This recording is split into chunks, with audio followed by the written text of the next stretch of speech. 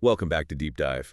Today we've got a collection of sources that really take us into the heart of a classic American story. It's all about, dust, displacement, but also this incredible human spirit. Yeah, and our goal here isn't just to, recap a plot. We want to dig into these pages, find those moments, those truths that they still hit home today. Exactly. So let's dive in and see what these sources really show us. Okay, so where the sources really start is with the land itself. It's turning hostile, The descriptions are just powerful. You mean the dust storms? Yeah, the dust, it talks about the wind driving these gray plumes, making the sky dark. Everything drying out, the heat, that raw smell of hot dust. It really sets a scene, a tough one. And right away, the sources connect that environmental hardship with, well, human actions too. It's not just nature. No, it's the machines. That image of the house just getting flattened by a tractor, crushed like a bug, it says. It's chilling. Right. And you're put right there with the farmer, watching it happen, rifle in hand. And that detail, finding Ma's old shoe. Yeah, just left there in the dust where the kitchen was. It's such a small thing, but it speaks volumes about the loss, doesn't it? Everything just gone. Mm-hmm. And it's into this scene, this destruction that Tom Joad comes back. Right, fresh out of prison, hitchhiking, looking for his family, his home, only to find, emptiness. The land's torn up, the people are gone. But the sources emphasize that connection he still feels, right, to the land, to his people, even after being locked away. Yeah. That need to belong. Absolutely fundamental. So the homes are gone, the land's gone. What's next? The sources show this pressure building. From the owners, the banks, telling them straight up, you're on land that isn't yours. Get out. And head to California because supposedly there's work there. It's this vague, almost cruel promise. And the economics of it are brutal in the sources, selling off everything, tools, animals, furniture. Not for what it's worth, but for scrap, just pennies. And there's that line, that really powerful line about what's actually being traded. Junked lives. Yeah.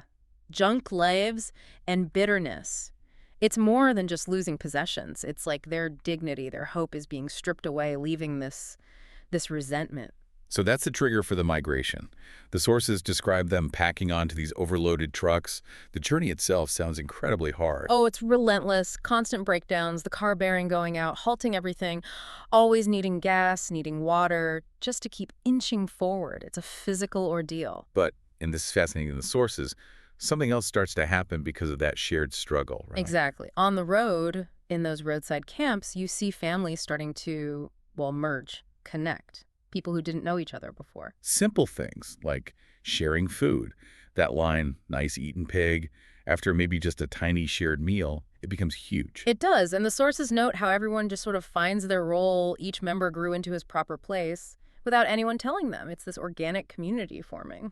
And then there's that glimpse of hope, however brief, in the government camps. The sources describe them almost like havens. Yeah, simple things feel like luxuries. Nice toilets and baths, clean water. But more than that, it's the safety. Ain't no cops let to come look in your tent. That feeling of security and music, dancing. On Saturday nights, yeah, a bit of normal life.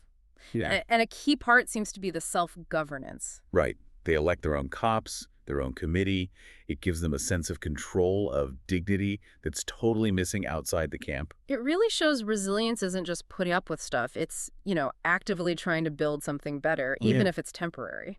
But that outside world is always pressing in. The sources are clear about the exploitation. Wages driven down so low you can't even afford food. And the threat of violence is constant. From deputies, from vigilantes, it's always there. And the sources don't shy away from the internal costs either. The conflicts, the losses within the group itself, Casey's death. And what Tom does because of it. Connie leaving. Noah's just walking away. It shows the enormous pressure they were under, the human cost. Yet, through all of that, the sources really shine a light on where the strength comes from. Joad, for instance. Oh, absolutely. Her fierce determination. I ain't watching this here family starve no more. And her advice, just try to live the day, just the day. Yeah. So simple, but so powerful. And Tom, thinking about Casey's ideas, that concept of a collective soul. Yeah, that maybe everyone's just a little piece of a great big soul. And realizing a fella ain't no good alone. It connects back to that scripture Casey remembered, doesn't it? About two being better than one because they can help each other up, keep each other warm. It's about needing each other. And you see that need in action. The sources show it like when the men worked together during the flood. Building that levee, shoulder to shoulder in the rain, specifically to protect Rose of Sharon while she's in labor. That's solidarity right there, born out of crisis. Yeah. And even with all the hardship, the sources keep showing that life goes on. Rose of Sharon's pregnancy, the birth happening under the most difficult circumstances imaginable. Finding refuge in that barn, it's stark. So, looking at all these sources together, what really emerges isn't just a tale of suffering. It's it's a powerful look at human endurance, isn't it? Definitely. And the power of connection. Finding strength not alone, but together. It's about the dust, yes, and the road, but mostly about holding on to each other. It's a reminder, I think, that even when things look bleakest, that sense of community, that connection to something bigger, that's what can light the way. Well said. That resilience is truly inspiring. Keep exploring these ideas, keep questioning, and keep connecting with the stories that shape us. If this deep dive resonated with you, please give us a like. Subscribe so you don't miss our next exploration.